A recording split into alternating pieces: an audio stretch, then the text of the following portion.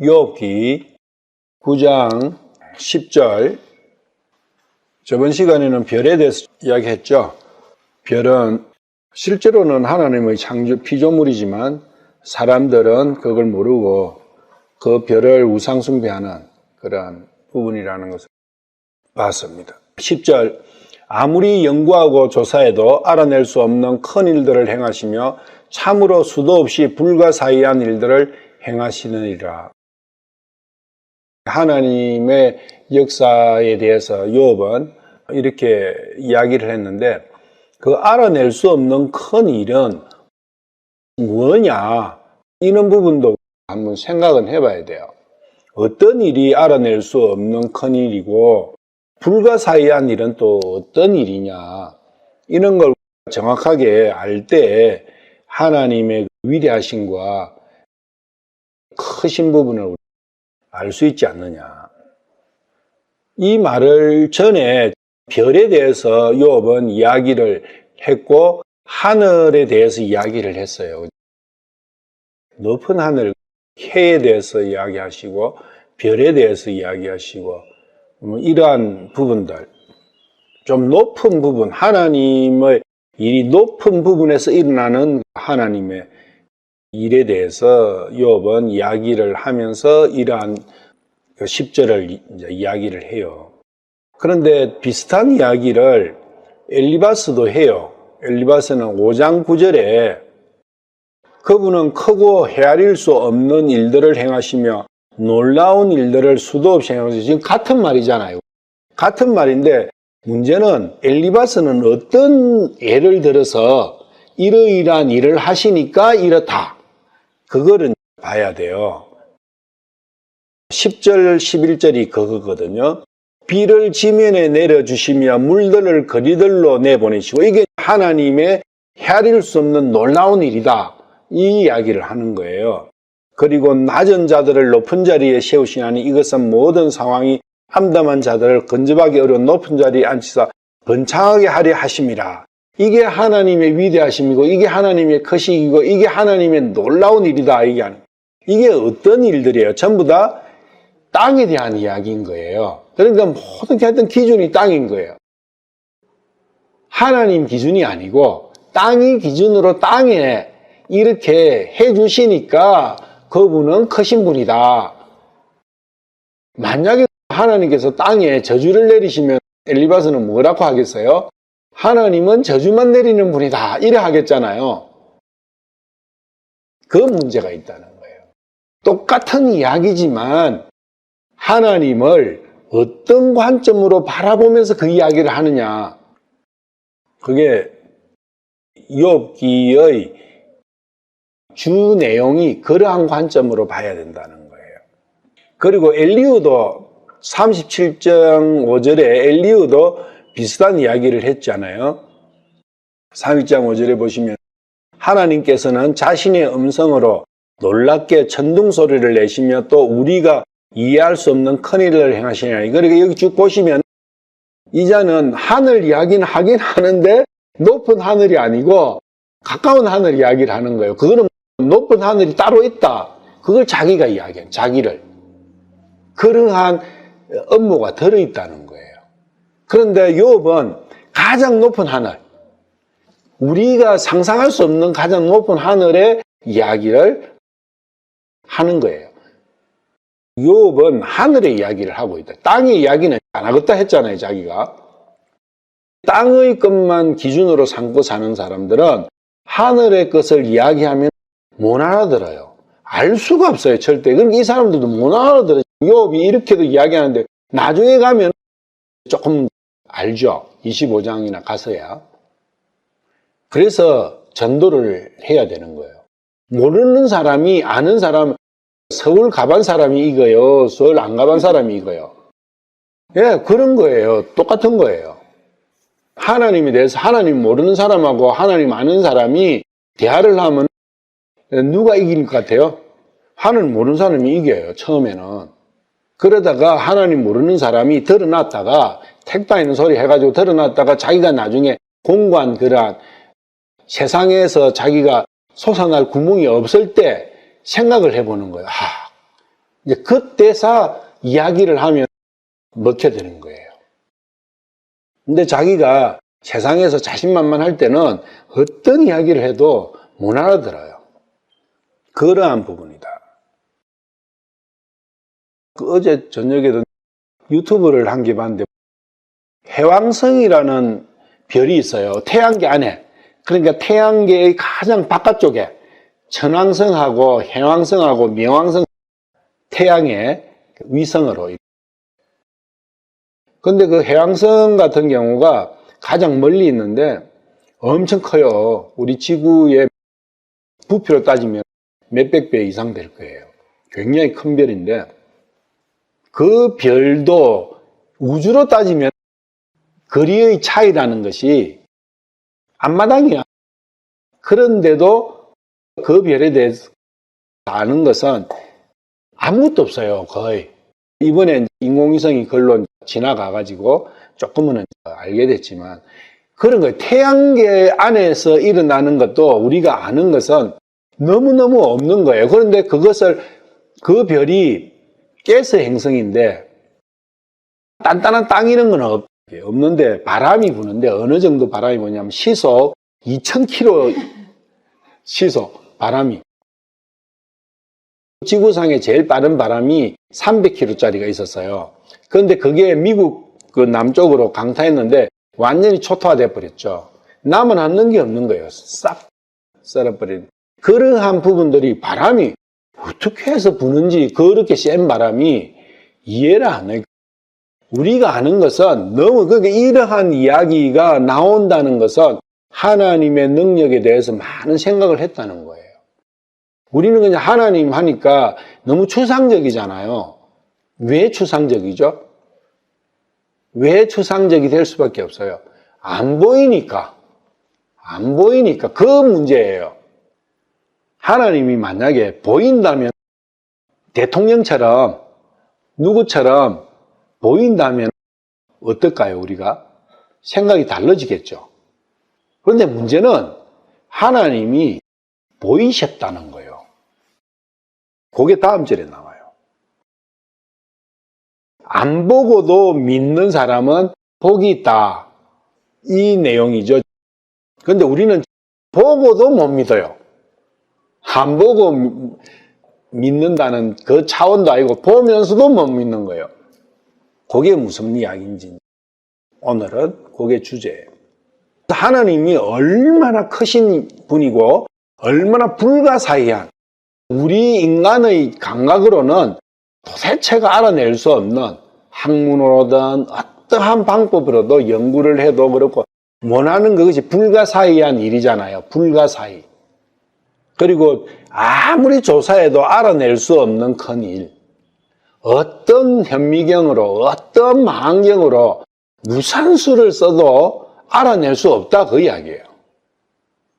그런 것들이 하나님께서는 그러한 일들이 셀 수도 없이 많다 그 이야기예요. 세도 못하는. 만약에 진짜 이게 맞다는 생각이 들면 그분에게 의지하고 그분을 진짜 그런 분이라고 믿고 그분에게 모든 걸 맡기면 무엇이든지 다 그분이 해주신대요. 상상이 아니라 실제냐 상상이냐 그 두 개가 이제 차이. 만약에 어떤 일이든 하고 여기에 있는 모든 하여튼 내가 이해 못하는 이러한 모든 것들을 다 만드시고 다 운행하시는 그분이 있는데 그분은 나는 당신을 믿습니다 하고 부탁만 하면 다 해주신다고 하면은 그분한테 뛰어가겠어요? 안 가겠어요? 그런데 두 부류가 있는 거예요. 세상에 그런 게 어디 있어? 택도 없는 소리 하지 마.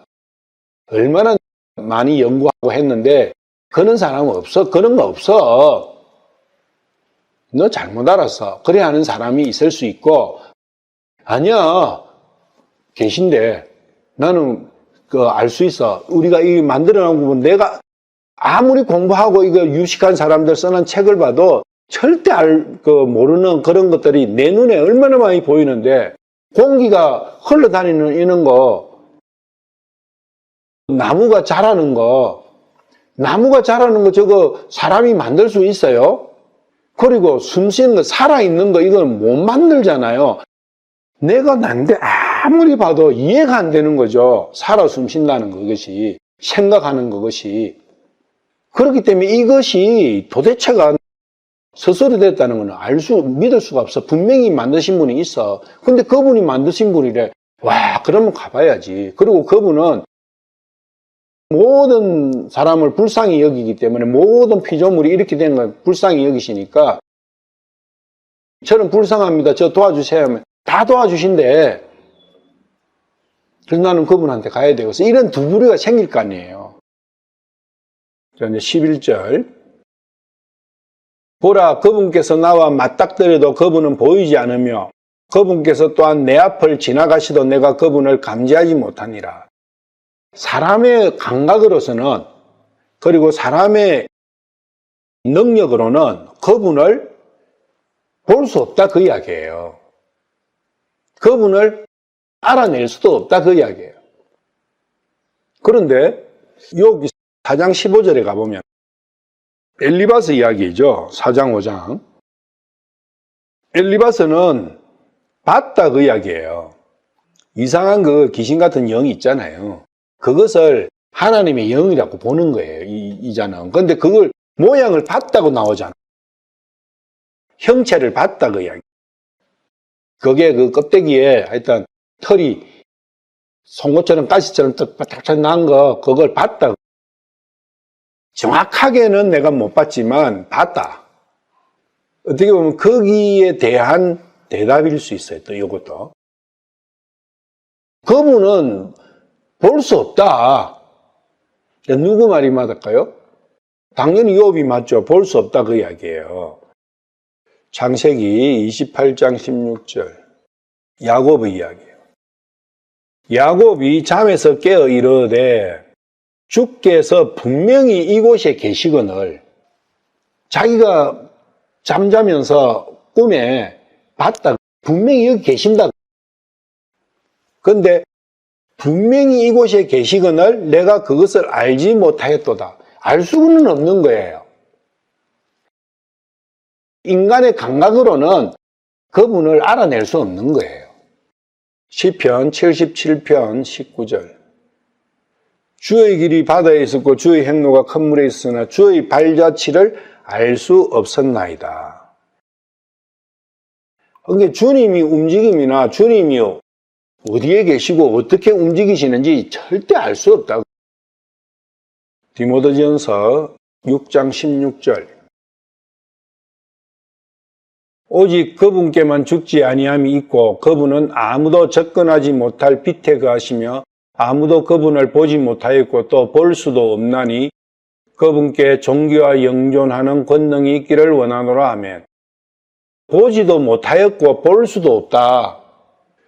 그러면은 누구 말이 맞아요?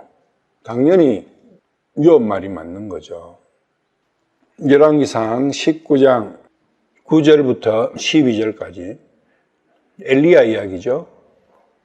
그가 거기로 가서 구레를 거기 가했더라. 보라, 주의 말씀이 그에게 임하고 그분께서 그에게 이르시되 엘리야야 네가 여기서 무엇을 하느냐 하매 그가 이르되 내가 주 만군의 하나님을 위하여 심히 질투하였나이다. 이는 이스라엘 자손이 주의 언약을 버리고 주의 제단들을 헐며 칼로 주의 대언자들을 죽였기 때문이오며 나만 곧 나만 남았거늘 그들이 내 생명을 찾아 제거하려 하나이다 하니 그분께서 이르시되 앞으로 나아가 주 앞에서 산에 서라 하시니라. 보라, 주께서 지나가시는데 주 앞에 크고 강한 바람이 산들을 가르고 바위들을 산산조각으로 부수었으나 주께서 바람 가운데 계시지 아니하였으며 바람이 지나간 뒤에 지진이 있었으나 주께서 지진 가운데도 계시지 아니하였고 또 지진이 있은 뒤에 불이 있었으나 주께서 불 가운데도 계시지 아니하였으며 불이 있은 뒤에 고요한 작은 음성이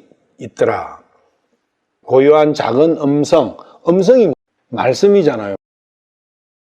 그래서 말씀으로 계신다. 말을 볼 수가 있습니까? 말을 만질 수가 있어요?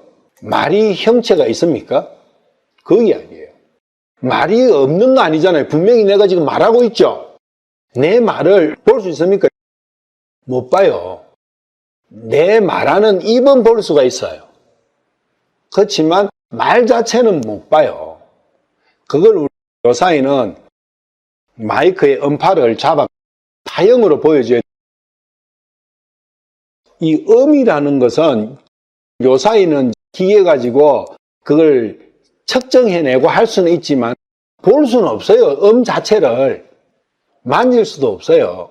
그런데 내 귀는 그걸 듣는 거예요. 그걸 알아듣는 거예요.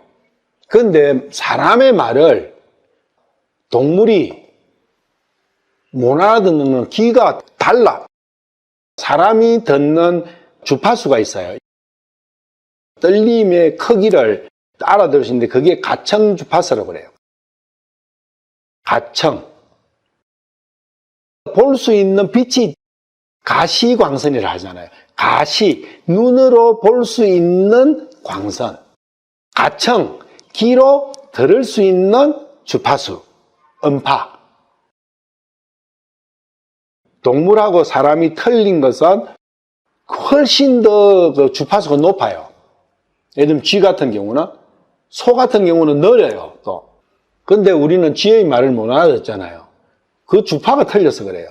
뭐 그런 거 있어요. 하여튼 그랬는데, 사람은 주님의 형상으로 지음받았기 때문에 주님의 말씀은 우리가 받아들일 수 있는 거예요. 주님과 소통할 수 있는 유일한 길은 주님의 말씀은 받을 수 있는 거예요. 왜 다른 거는 안 돼요? 왜 손과 손으로 악수도 못하고 주님하고 얼굴을 대면하지는 왜 못해요? 하나님과 얼굴 대면을 왜 못해요? 자, 보십시다. 이 통 안에 뭐가 들어있어요? 물이 있죠?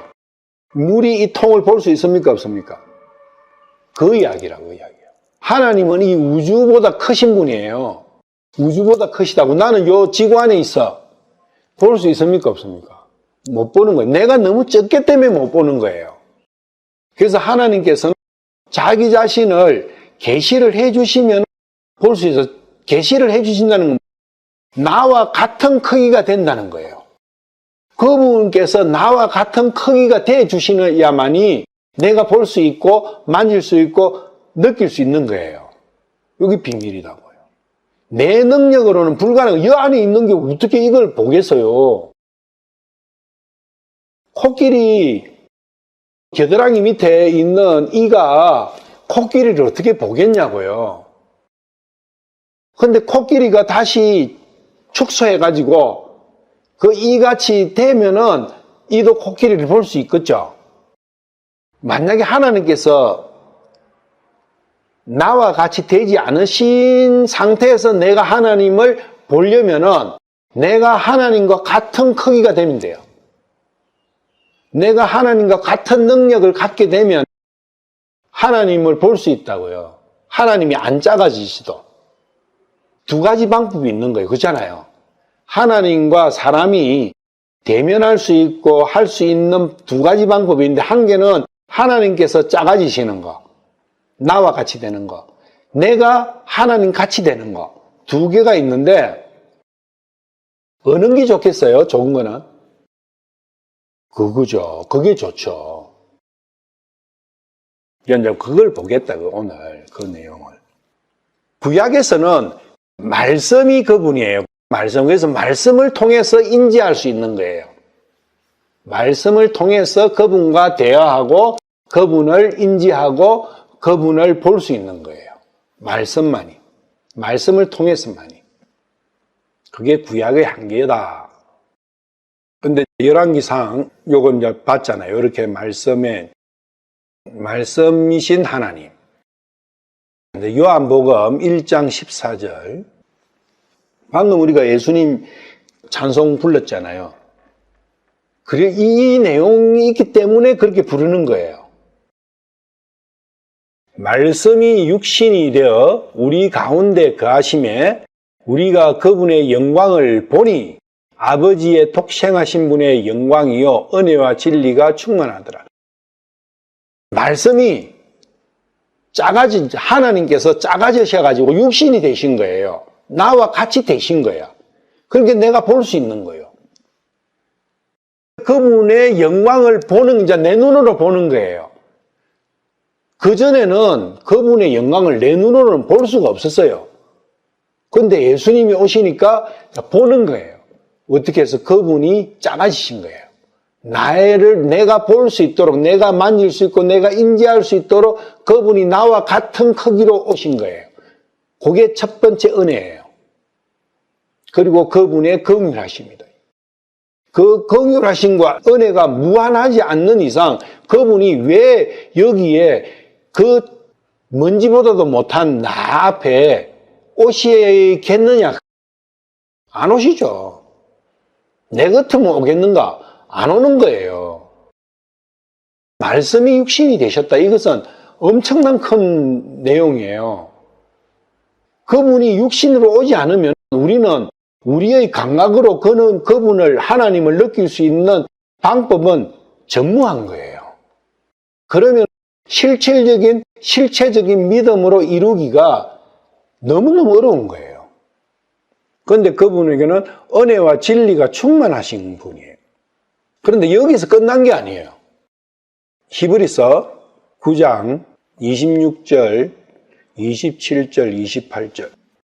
그랬더라면 그분께서 반드시 세상의 창건 이래로 자주 고난을 당하셨어야 할 것이라. 그러나 이제 세상 끝에 그분께서 단 한 번 나타나서 자신을 희생물로 드려 죄를 제거하셨느니라. 그분이 나와 같은 모양이 되신 것은 궁극적인 목적은 죄를 제거하는 희생물이 되시기 위해 가지고 오셨다는 거예요. 그래서 완전히 나와 똑같은 분이니까 나를 대신해서 제사 제물이 될 수 있는 거예요. 나와 똑같은 사람이 아니면 완벽한 제사가 안 되잖아요. 동물로는 안 되잖아요. 그게 첫 번째예요.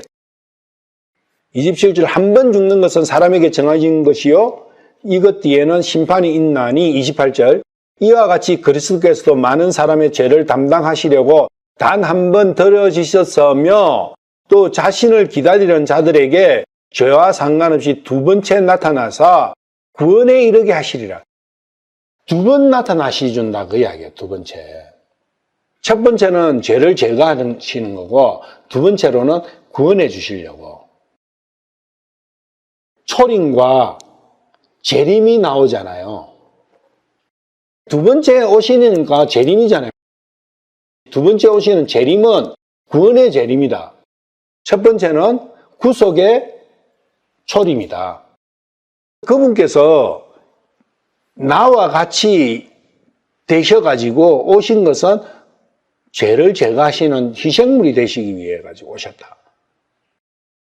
그렇지만 그분을 우리는 만질 수 있고 느낄 수 있고 볼 수 있었잖아요. 지금도 마찬가지다. 근데 지금은 눈으로는 그분의 주신 말씀이 증가하고 있는 거죠.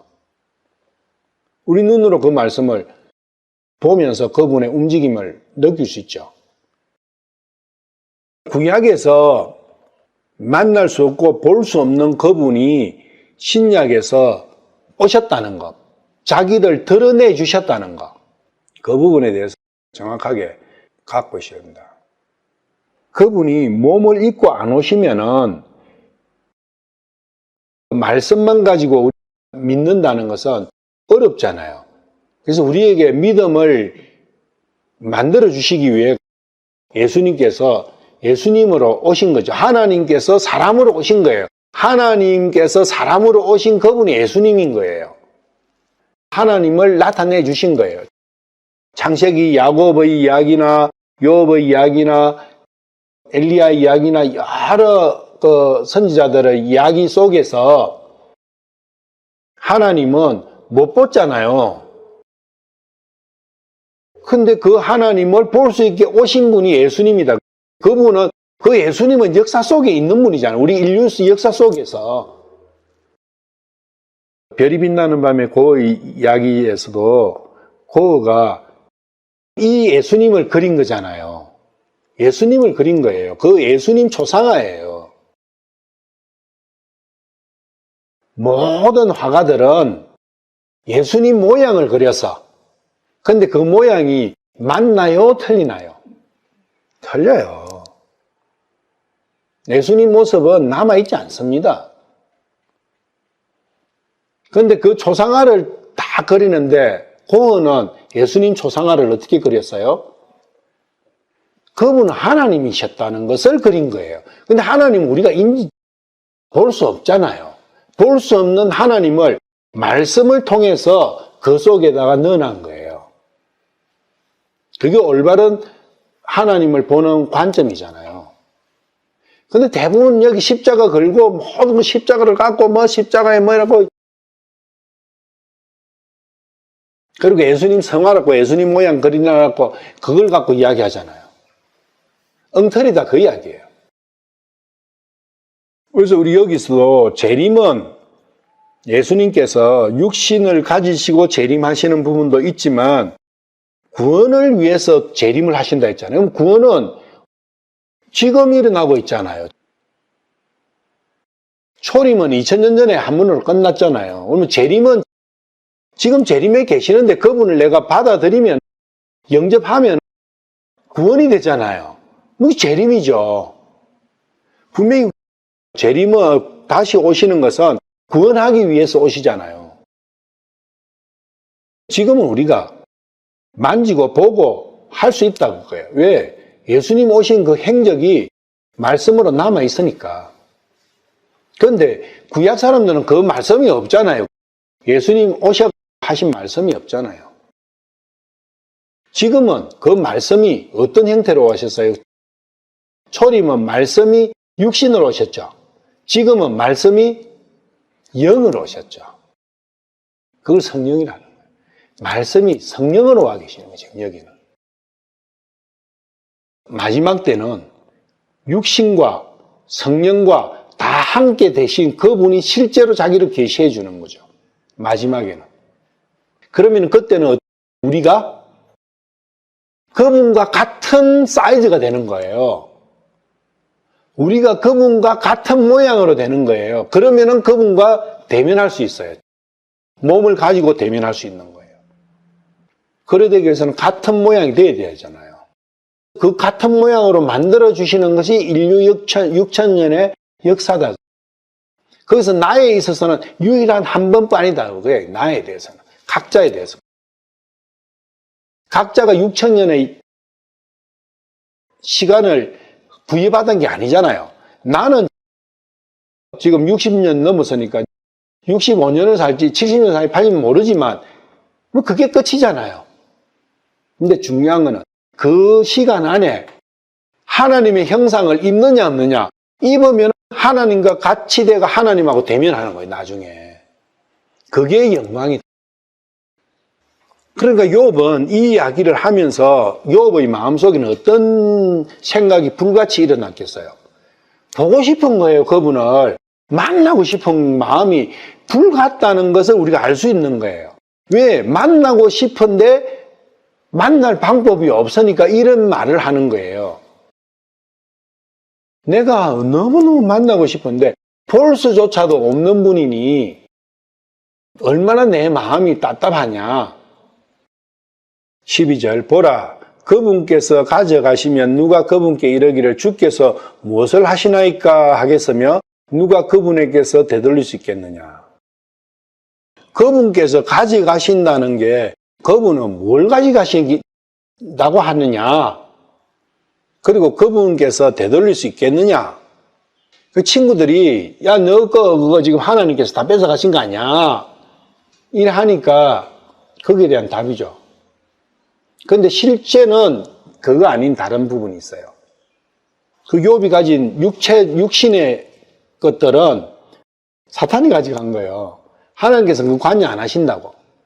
그렇지만 욥은 그러든 말든 만약에 네 말대로 친구들 보고 네 누구이들 말대로 하나님께서 가져가셨다면, 취하셨다면 누가 하나님 왜 가져가세요? 내 건데 돌려주세요. 아니요, 이거는 내가 가져와서 하면 가서 하나님 손에 있는 거 뺏어 올 수 있겠는가? 그런 이야기를 했지만 하나님께서는 육신을 가져가시는 게 아니라 뭘 가져가세요? 혼을 가져가시는 거예요. 혼을 가져가신다고. 내 혼을 가져가시러 오시는 거예요. 하나님께서 내 혼을 취하시면 그 혼을 누가 뺏겠느냐? 그게 완전한 구원이다. 만약에 누가 하나님께서 이 혼 내 거야, 내가 만든 건데 왜 네가 가지고 있어? 내놔 해가 팍 뺏어 가셨는데 누가 그걸 또 탈취해 갈 수 있다면 완전하나요, 안 하나요? 완전 못한 거죠. 이 혼에 대해서 하나님은 자기의 것을 찾으시잖아요. 육신은 누구 거요? 땅은 누구 거요? 사탄은 거잖아요. 하나님은 남의 것을 탈취 안 하셔요. 자기 거를 막 가져가시는 거예요. 내 것 찾아러 오셨다. 내 것 찾아러. 그런데 강도가 주인이 내 것 찾아러 와서 내 거 내놔 한다고 줍니까? 안 주죠. 사탄은 안 주죠, 당연히. 그런데 뺏어 왔는데 애를 납치해가지고 장기 팔아먹으려고 요사이 인신매매가 너무너무 많대요. 그래서 누가 이제 인신매매를 했어. 인신매매는 보통 애를 하잖아요. 그러면 애를 하려면 애 거는 아직 못 쓰잖아요. 적으니까. 그래서 키우는 거예요. 애를. 사육하는 거예요.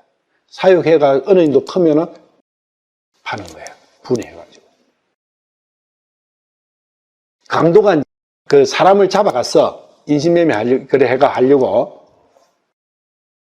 이 사람이 나는 니는 나를 훔쳐왔잖아. 내 부모한테 나 돌아갈 거야.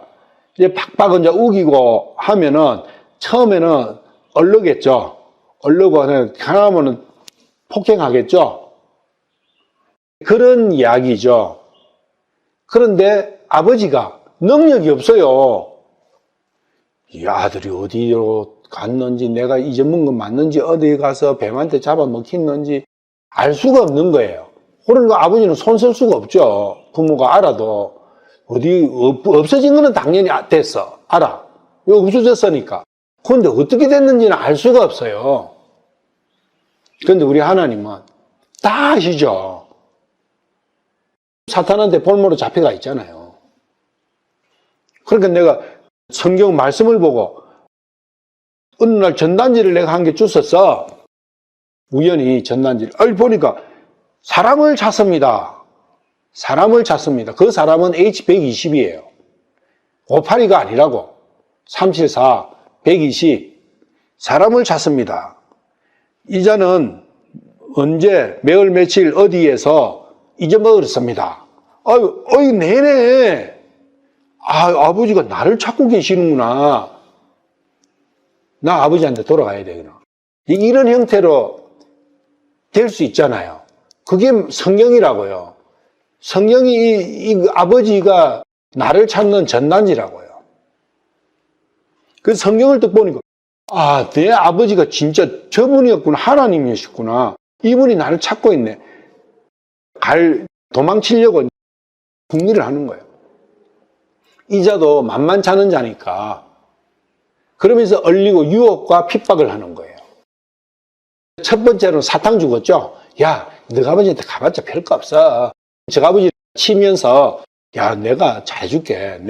너 사탕도 주고 니 뭐 필요한 거 있어? 그래, 내가 줄게. 하면서 이제 이래 하겠죠. 근데 나 다 싫어요. 나는 아버지한테 갈래. 이래 하면 어떻게 됐어요? 핍박이 들어오는 거죠. 그래서 유혹과 핍박이라고요. 왜? 못 가게 하려고. 그런데 끝까지 나는 가야 돼. 나는 내 아버지는 그분이야. 딱 믿고 이 전단지 내용을 진짜 제대로 딱 믿고 가야지 하면은 못 막는 거예요. 왜? 그분은 전지전능하신 분이고 능력이 무한하신 분이고 하기 때문에 은혜로우신 분이고 긍휼하신 분이기 때문에 나를 딱 찾아가시는 거예요. 그 이야기예요. 그게 믿음이다. 어떠한 유혹과 어떠한 핍박에도 내 믿음을 꺾지 않는 그것이 올바른 믿음이다. 그게 인내다. 그야 그 유혹과 핍박을 이겨내는 그 믿음을 계속 견지해가는 그것이 인내다. 그래서 믿음의 인내, 유업이잖아요. 우리가 이런 것을 믿으면, 신뢰하면 안심하잖아요. 그분은 그렇지. 디모데후서 1장 12절.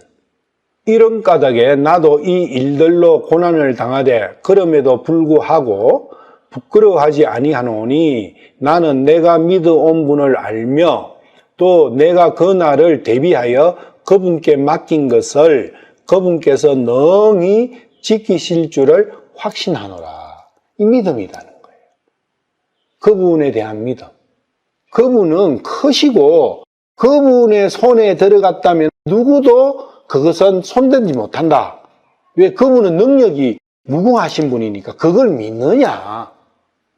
그래서 38장, 39장, 40장 가면 별에 대한 부분, 하느님의 하신 그 위대하신 일들에 대해서 쭉 말씀을 해나신 이유가 그렇다는 거예요. 리오야단이나 이런 건 사람으로서는 그거 누가 거기에 털 것이나 한 개 건들 수 있느냐. 그렇지만 나는 거기에 무엇이든 할 수 있다. 그 존재. 베헤모 마찬가지다.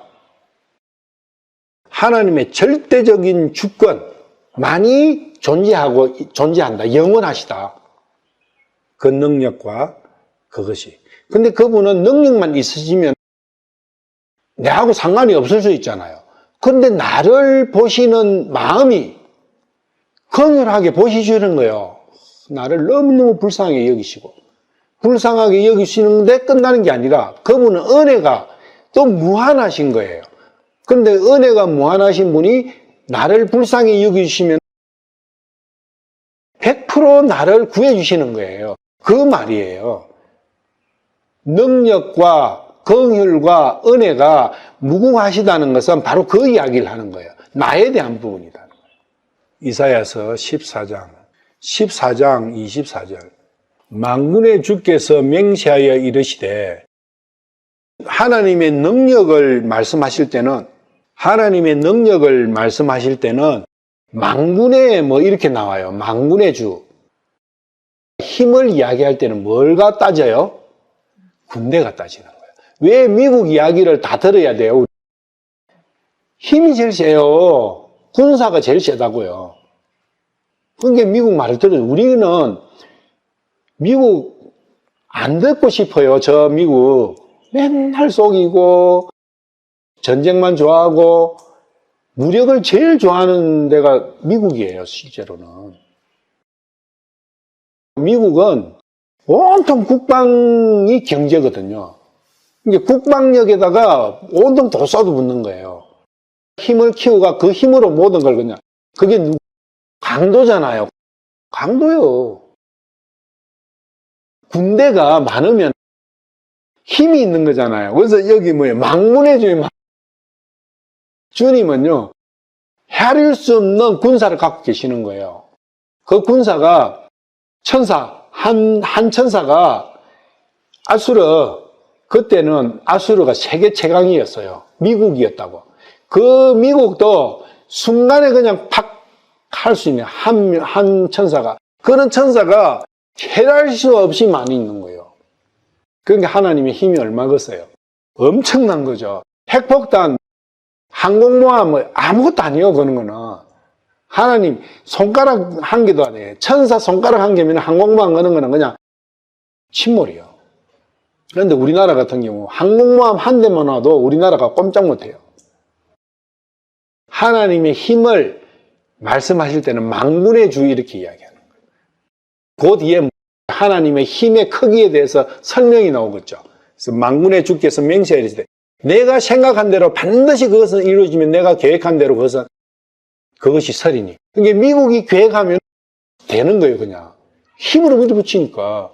미국이 우리나라에 중국 저거 까불어, 그 한국이 중국에 제일 가깝네. 그럼 중국의 미사일하고 중국의 상황을 탐지하려면 한국 거기에 레이더 한 개 놔. 우리나라 온 국민이 반대해도 놔버렸잖아요. 그런 거예요. 미국도 지 생각대로 다 하는데 만군의 주 하나님이신데 하나님. 그런데 저거는 사람들은 다 힘을 키우는 이유가 강탈하기 위해서요. 남한테 이기리 가지고 남의 것을 무엇을 하기, 자기 이익을 위해서 힘을 키우잖아요. 근데 하나님은 그 크신 힘을 나를 위해 쓰시려고. 힘이 큰 사람의 생각대로 다 이루어지는 거예요. 이사야서 14장 27절. 만군의 주께서 계획하셨은즉 누가 그것을 취소할 수 있으며 그분께서 자신의 손을 펼치셨은즉 누가 그것을 돌이키랴. 돌이킬 자 없다. 돌이키려면 하나님보다 힘이 더 커야 되는데 누가 있나고 이야기해요. 그런 존재가. 다니엘 4장 35절. 그분께서는 땅의 모든 거주민을 아무것도 아닌 것으로 여기시며 하늘의 군대 안에서든지 땅의 거주민들 가운데서든지 자신의 뜻대로 행하시나니 아무도 그분의 손을 멈추게 하거나 그분께 이르기를 당신이 무엇을 하나이까 하지 못하리라. 같은 말씀이죠. 땅에 있는 존재든 하늘에 있는 존재든 어떤 존재도 그 어떤 존재도 하나님의 힘 앞에는 무력하다는 거예요. 이런 하나님을 믿는 것이고 이는 하나님의 품 안에 내가 들어가서 보호받는 거다.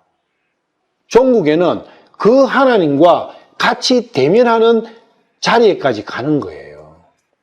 그것을 위해서 하나님께서는 이 6,000년의 역사를 아담의 에덴 동산의 사건부터 해가지고 허락하시고 이끌어 가시고 있는 거예요. 종국에는 자신이 나와 같은 모습으로 진짜 먼지도 아닌 그러한 존재로 변신을 하셔 오신 거예요. 나를 그렇게 바꿔주시기 위해가. 그런 엄청난 영광으로 바꿔주시고 가지고. 그런데 그 부분에서 누구도 방해할 수 없다. 단지 방해할 수 있는 유일한 것은 내 마음이다. 내 마음이 허락하지 않으면 안 되는 거예요. 딱 한 개 있는 거예요, 방해꾼이. 내 마음. 왜? 이것은 사랑의 문제니까. 사랑의 문제는 마음이 움직이지 않는 사랑은 존재가 안 되니까. 주위에 모든 걸 다 달 필요가 없어요. 내 마음의 문제예요. 하나님께서는 그걸 말씀하고 계십니다. 네 마음만이 너를 구출할 수 있다. 어떻게? 나에게 맡겨라, 네 마음을. 나에게로 쏟아라, 네 마음을. 그래서 이런 말씀을 보면 사탄을 탓할 수가 없는 거예요. 할 필요도 없고, 사탄은 하나님의 힘에 비하면 그것은 비교 자체가 안 되는 거예요. 문제는 내 마음에서 딱 마음을 닫아버리니까 하나님께 마음을 드리지를 못하니까 거기서 모든 문제가 풀리지가 않는 거예요. 그래서 네 마음을 다해서 주 네 하나님을 사랑하고 섬기라 그렇잖아요. 네 마음을 다해서.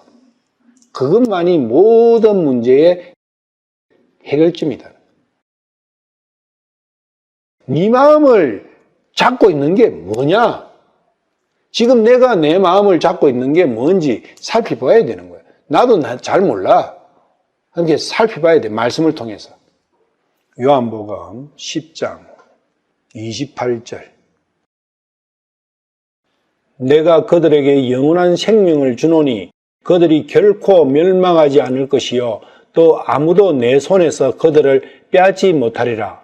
그들을 내게 주신 내 아버지는 모든 것보다 크심에 아무도 내 아버지 손에서 능히 그들을 빼앗지 못하느니라. 얼마나 중요하니까 이게 두 번에 걸쳐서 강조를 하시잖아요. 결코 하나님의 말씀이에요. 아무도 내 손에서 그것을 빼앗지 못하리라. 내 아버지의 손에서 능히 그들을 빼앗지 못하느니라. 누구도 어떤 강도도. 왜 못 빼앗느냐? 아버지는 모든 것보다 크시다. 옛날 성경에는 만유보다 크시다. 이렇게 만유. 모든 것보다는 만유가 어떻게 보면 더 맞아요. 모든 것보다 크시다 이러니까 감이 안 오잖아요. 만유보다 크시다 이러니까 좀 감이 오죠. 왜 이런 말씀을 계속 하시냐? 나에게 맡기라 그 이야기예요. 내가 신뢰할 만하지 않느냐? 마귀도 내 앞에 꼼짝 못하고 오는 건 내가 보지 않느냐? 왜 귀신 들린 자 고쳐주시고 죽은 자 지금 완전히 죽었는데도 살려주시고 5천 명한테 빵으로 배불리 먹이시고 고기 주시고 지금 쭉 하신 거 소경 눈 고쳐주고 이런 걸 봐라. 나에게 다 맡길 수 있지 않느냐.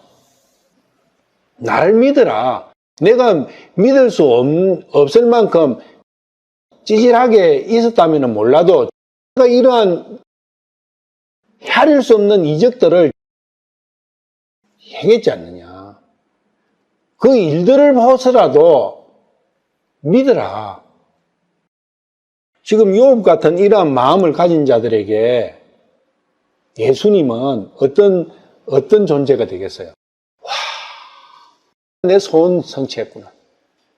내가 이분을 내 눈으로 보다니, 내 손으로 만지고 있다니, 이분이 입으로 내 귀로 들을 수 있는 말씀을 내 앞에서 지금 하고 계시다니, 완전 열광하겠죠. 그 간격이 얼마 정도 크겠어요. 그러니 파스칼이 그렇게 적을만 하죠. 디모데후서 1장 12절. 이런 까닭에 나도 이 일들로 고난을 당하되 그럼에도 불구하고 부끄러워하지 않으니 나는 내가 믿어온 분을 알며 또 내가 믿어온 분을 안다. 이 아는 거에서부터 시작되는 거죠. 또 내가 그 날을 대비하여 그분께 맡긴 거. 뭘 맡겼어요? 자기 자신을 맡겼잖아요. 그래서 자기 자신을 그분께서 능히 지키실 줄 확신한다. 누구로부터 지키신다고요? 육신으로부터. 내 육신으로부터. 내 육신이 원수라면서요. 사탄이라 하면 멀어요. 추상이 된다. 그건 내 육신, 실체죠. 나에게서 나를 지켜주시는 거예요. 나로부터 나를 지켜주신다고. H374가 H582로부터 지켜주시는 거예요. 그러니까 이러한 내용들이 내 안에 정확하게 정립이 되면 맡기지는 거예요. 맡기고 싶은 마음이 생길 거 아니에요. 구체적으로 맡기러 가는데, 믿으러 가는데 믿는 게 뭐예요? 맡기러 가는데 무엇을 맡기냐고. 그거는 내 마음의 작용이에요. 근데 마음의 작용이라니까 또 추상적으로 생각하는 거예요. 그렇지 않고 마음의 작용이 행동을 만들어내잖아요. 마음에서 행동이 나오잖아요. 사람이 인생이 바뀌려면 순서가 있어요. 마음이 행동을 만들어내는 거예요. 그래서 마음이 바뀌어야 되는 거예요. 마음이 바뀌려면 알아야 되는 거예요. 알아야 되려면 배우고 듣고 배워야 되는 거예요. 그래서 거기서 시작하는 거예요. 그러면 행동이 나오는 거예요. 거꾸로 생각하고 있어요. 행동이라는 그것이 실체라 생각하잖아요.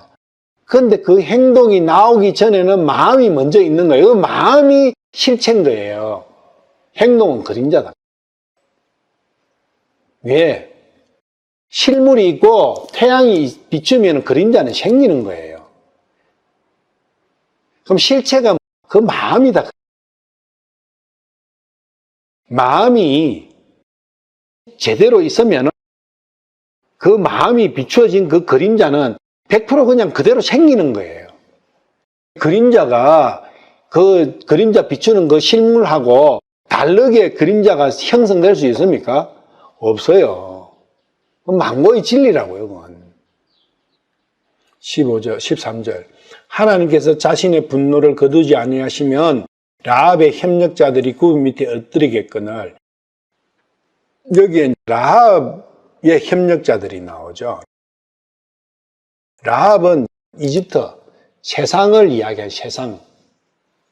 세상의 권세, 세상의 파워, 세상의 힘, 이런 것들.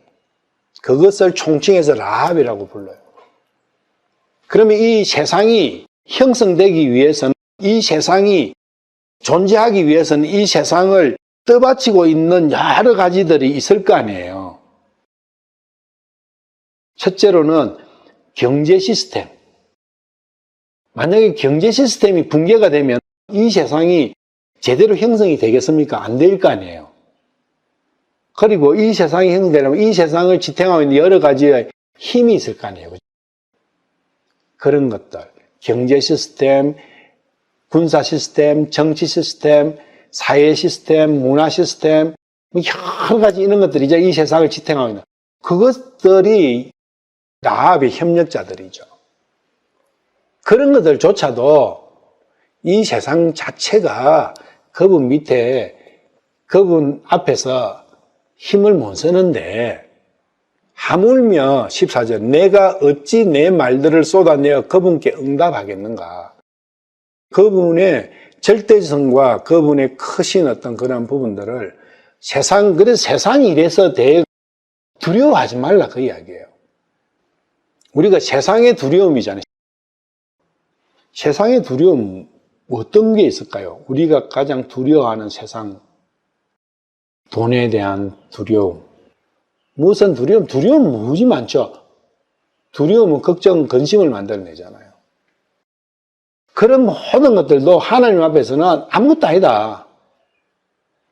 우리가 돈 걱정을 하잖아요. 그런데 정확하게 그 돈들도 하나님 앞에서는 아무것도 아니다. 그걸 알면은 두려움이 생기겠어요? 안 생긴다고요. 그건 두려움이 조금이라도 있는 것은 아직 완전한 믿음에 도달 못했다는 거예요.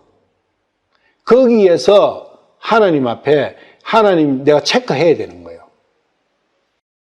이사야서 30장 7절. 그러나 이집트 사람들의 도움은 헛되고 아무 소용이 없으리라. 그러므로 내가 이 일에 대하여 외치기를 그들의 힘은 가만히 앉아있는 것이라 하였느니라. 이집트 사람들의 도움. 아무 소용은, 그런 어떤 세상 것들도 주님의 계획과 이르는 거에는 영향을 못 미친다. 믿음을 방해하는 가장 큰 요소가 뭐냐면 세상의 두려움이에요. 세상으로부터 오는 것들에 대한 두려움이에요. 그것들이 믿음을 방해한다고요. 이사야서 31장 3절. 이제 이집트 사람들은 사람이요 하나님이 아니며 그들의 말들은 육체요 영이 아니니라. 사람이고 육체다. 이게 말은 힘을 상징하잖아요. 세상의 힘은 육체다. 육신의 모든 걸 갖고 힘을 쓰는 거지, 영적인 부분에서는 완전히 무력한 거다. 세상 모든 것들, 세상 시스템, 세상을 떠받치고 있는 모든 것들은 육신의 위협을 가하고 육신의 힘이지, 육신에 관계되는 힘이지, 영적인 부분에서는 그거는 먼지보다도 못한 가벼운 거다. 아무것도 아니다, 그거는. 그래서 내가 세상으로부터 오는 그런 것들로 인해서 근심 걱정이 되고 두려움이 있다는 것은 내가 그만큼 육신적이다, 그 이야기예요. 영적인 것이 아니다, 그 이야기예요. 어제도 박원순이 그저께 죽어봤지만 세상으로부터는 근심 걱정 때문에 자살했다, 그 이야기예요. 우리 엄청 많이 보잖아요. 한 일가족이 연탄 불편하고 죽은 거. 돈 때문에 죽잖아요. 이 두려움 때문에 그렇거든. 그런 사람은 100% 육신적인 거예요. 그러니까 세상의 것이 100%고 그 세상의 것이 100% 두려움으로 오는 거예요. 주께서 자신의 손을 뻗치시면 돋는 자도 넘어지고 도움을 받는 자도 쓰러서 그들이 모두 함께 망하네. 주님의 손이라는 것은 주님의 액션을 이야기해요. 주님께서 뭔가를 행동을 하셨다. 그것을 주님의 손으로 주님의 파워를 손이 일을 하잖아요. 주님이 일을 하신다면 그 어떤 자도 대항 못한다. 그래서 이 세상의 힘에 대해서 절대 두려워하지 마라. 오직 하나님만을 두려워해라. 에스겔 30장 6절. 주가 이같이 말하노라. 이집트를 떠맡아 주는 자들도 쓰러지고 그녀의 교만한 권세도 낮아지리라. 시인의 망대로부터 시작하여 그들이 그 안에서 칼에 쓰러지리라. 주 하나님이 말하노라.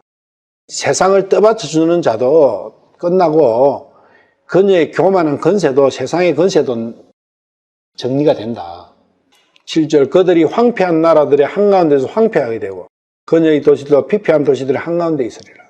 내가 이집트에 불을 넣고 그녀를 돕는 모든 자를 멸할 때에 내가 주인 줄을 그들이 알리라. 내 안에 이 일이 일어나야 된다, 그 이야기예요. 이게 어떤 세상 전체도 분명히 불타고 없어질 때 있겠지만 그거 중요한 게 아니라 중요한 건 내 안에서 이 사건이 일어나야 된다는 거예요. 내 안에 내를 떠받치고 있는 세상이 있는 거예요. 애굽이 내 안에 있는 거예요. 이사야서 31장 3절에 방금 본 거예요. 거기에 뒤에 보면은 도움을 받는 자도 끝난다 그래 나와 있어요. 도움을 받는 자도 쓰러져서 그들이 모두 함께 망하리라. 도움을 주는 자나 도움을 받는 자나 다 망한다 그거예요. 세상과 함께. 세상에 기대지 마라. 욥의 이야기가 계속 그런 이야기잖아요. 이게 회개하는 자의 첫 출발에서 일어나는 이야기들이라는 거예요. 욥이 얼마나 정확하게 하나님의 뜻을 살피면서 가고 있습니까?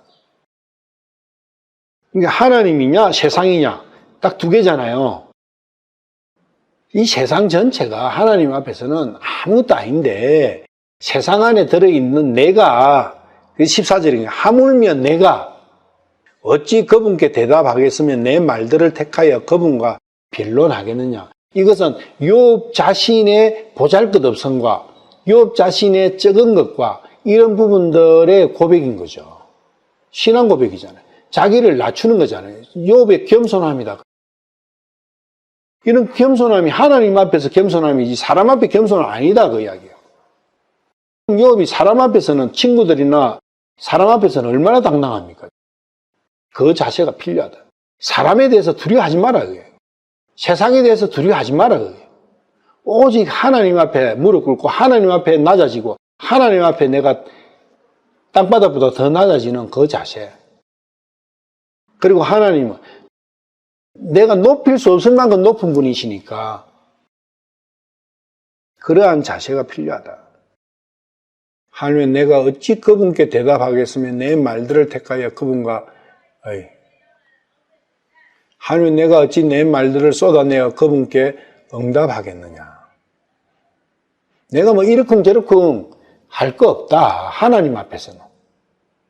이런 것은 그냥 말이 아니라 자기의 생각 자체에서 나오는 거예요. 자기의 생각 속에서. 그러니까 할 말이 없는데 하나님께 대해서는 할 말이 없는데 왜 할 말이 없느냐? 하나님은 이러신 분이니까 할 말 없다. 믿기 때문에 할 말이 없는 거예요. 믿기 때문에. 근데 믿어도 예를 들면 내가 제자매가 내한테 믿기는 믿어도 할 말은 많해. 왜? 능력이 같으니까. 그럴 거 아니에요. 믿기는 믿어도 요거 좀 이렇게 하고 저렇게 해라. 그런데 하나님 앞에서 그거 없다 그 이야기예요. 왜? 하나님의 능력이 이런 분이니까.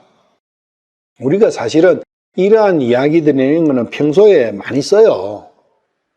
그런데 성경 앞에 들어가면 그런 내용들이 없어져 버려요. 그게 성경을 보는 잘못된 시각이라는 거예요. 성경은 지극히 우리 일상생활에서 일어나는 일들이 기술되어 있어요. 그 이유, 왜 우리가 이렇게 밥을 먹고 살아야 되는가? 그런 것들이 나와 있어요. 왜 내가 화를 내야 되고, 왜 내가 자존심 상하면 붓다고 나게 되는 건지. 우리 맨날 그 이야기 있잖아요, 사실은. 왜 돈이 없으면 지갑이 텅텅 비어가면 왜 두려운가? 왜 남이 나를 멸시하면 화가 나면서도 그래, 요시 한번 해보자. 내가 10년 후에 한번 봐봐. 내가 니를 확 눌러줄 거니까. 왜 그런 마음이 생기고 그런 일들이 비일비재하고 왜 속이고 쏟고 왜 그 인터넷 뱅킹에서 사기는 그래 치고 이 세상이 온통 사기꾼이고 돈 한 푼 더 뜯어가려고 눈이 벌게가 전부 다 나를 보고 왜 거짓투성이고 그런 것들에 대한 대답이 나와 있는 거예요. 성경 말씀이 다른 게 아니라고. 그런데 성경 말씀을 그런 게 아닌 걸로 다 바꿔. 성경만 보면 그런 내용들은 싹 잊어지면서 무슨 이상한 각도로 보는 거예요. 그게 아니라고요. 성경만큼 사실적으로 우리의 삶의 모습을 그려낸 말씀이 없어요. 그리고 거기에 대한 해답이 딱 나와 있는 거예요. 그런데 성경 앞에만 가면은 세상의 모든 것은 초월해버려. 세상 것들 생각을 안 해버려. 그런 게 성경은 항상 생각 속에서만 맴도는 거예요. 저 하늘에 붕 떠 있는 거예요. 아니에요. 땅의 이야기예요.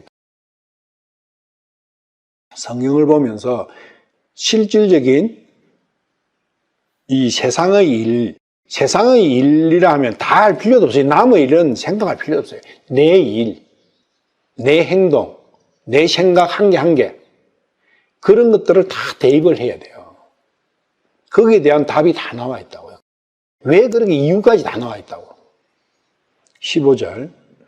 비록 내가 어려울지라도 그분께 감히 대답하지 못하겠고 도리어 나를 심판하시는 분에게 긍휼을 구하리라.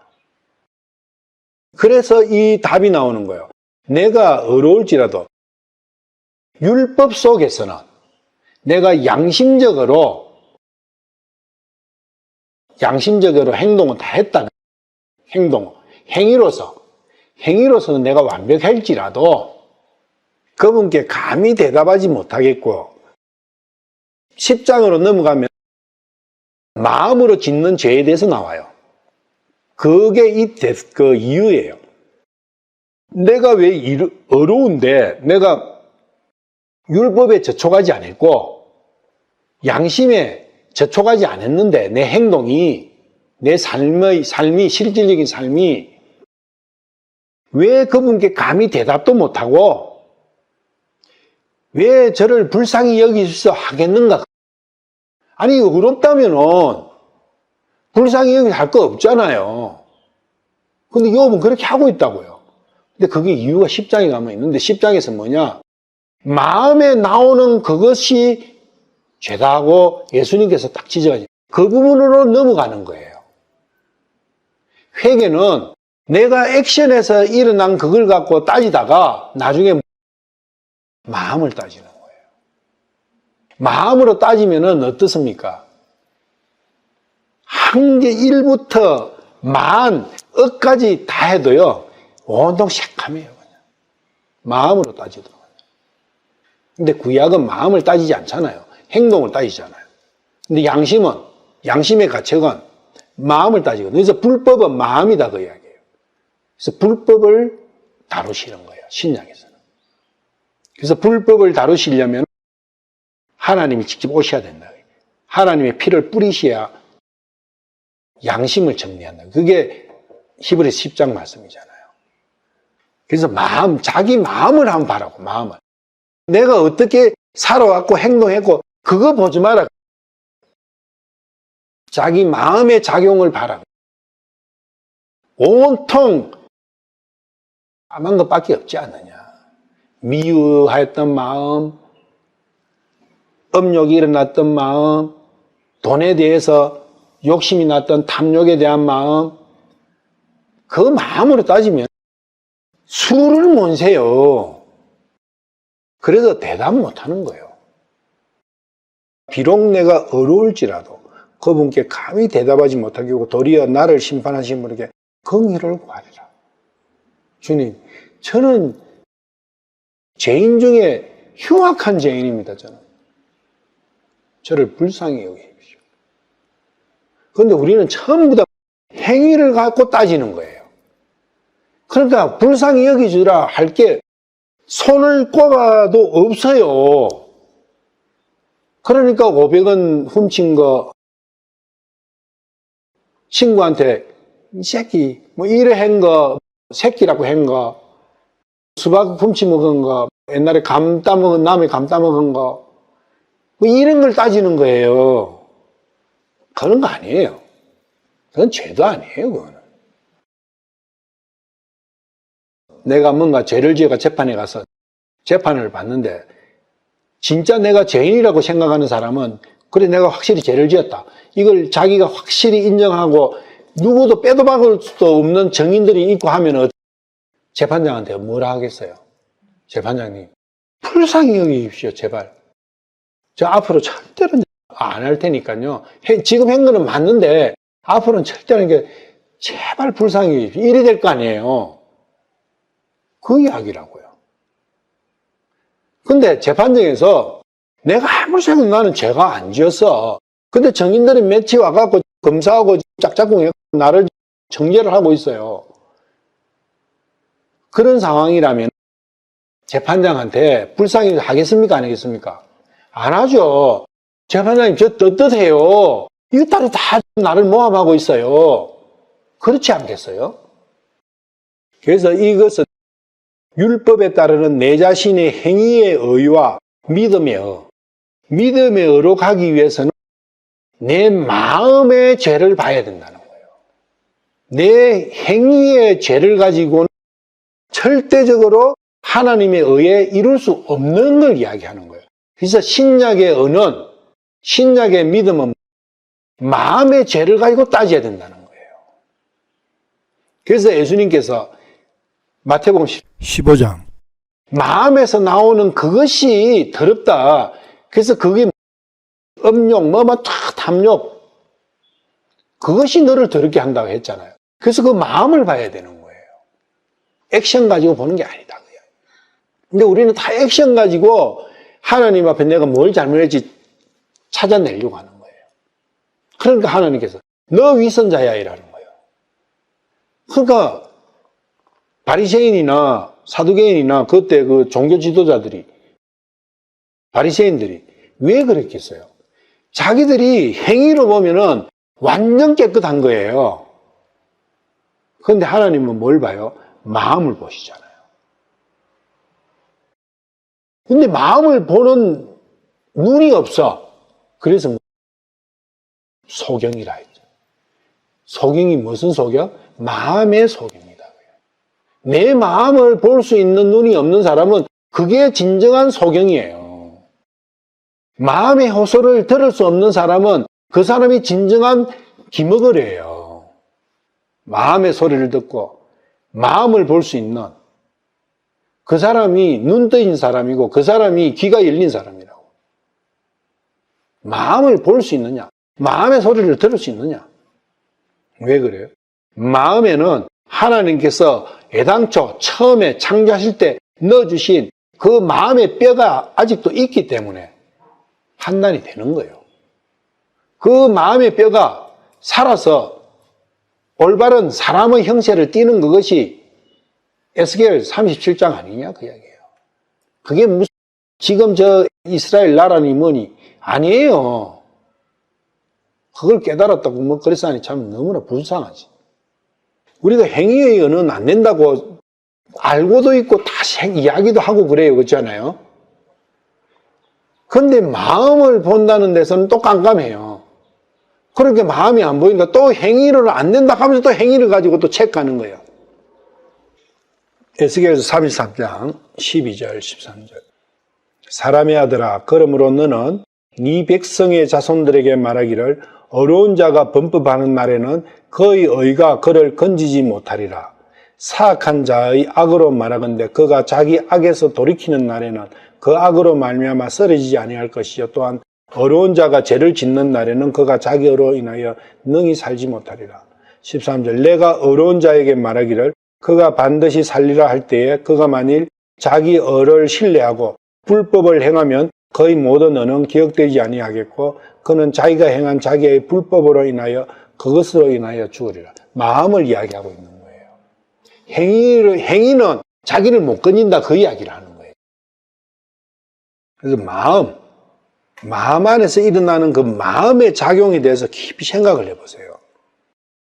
15절에 관련되는 구절들이 참 많은데 쭉 읽어보시면 뭐 다 알 수가 있어요. 갈라디아 2장 16절. 사람이 율법의 행위로 어렵게 되지 아니하고 오직 예수 그리스도의 믿음으로 되는 줄 알므로 우리도 예수 그리스도를 믿었나니 이것은 우리가 율법의 행위가 아니라 그리스도의 믿음으로 어렵게 되고자 함이라. 율법의 행위로는 어떤 육체도 어렵게 될 수 없느니라. 이래 해놔놓고 또 행으로 또 돌아가요. 체크할 때는. 마음의 문제예요. 그리스도의 믿음으로 어렵게 되는 믿음이라는 것은 마음의 문제라고요. 그래서 내 마음이 얼마나 부패한지, 얼마나 썩었는지, 얼마나 꺼먹었는지, 얼마나 대맥지 못했는지 그걸 알 수 있어야 된다. 그거가 문제다. 그 문제에 있어가지고 내 마음이 이렇게 있구나. 내가 이렇구나. 그때 비로소 하나님, 주님, 저를 불쌍히 여기십시오. 이렇게 되는 거예요. 육신을 보지 마세요. 오늘 15절까지 할게요.